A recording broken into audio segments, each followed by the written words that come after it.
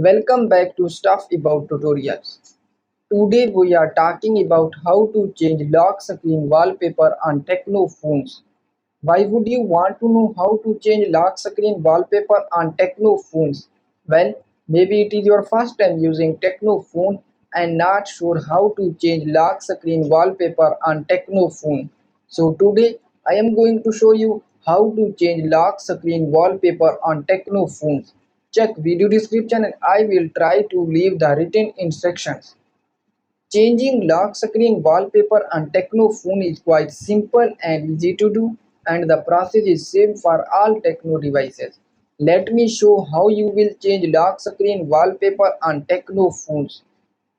First of all, search wallpaper app in your Tecno device and then open it. Now here is my wallpaper home screen, and now you can select any wallpaper for your mobile. Like I want to select it. So first of all, download your wallpaper and then click on apply. And now click on lock screen wallpaper. And your wallpaper has been changed on lock screen. So there you go. If you were wondering how to change lock screen wallpaper on Tecno phone, that is the easiest way I know. If you know another way, please leave a comment below. Be sure to subscribe for more videos.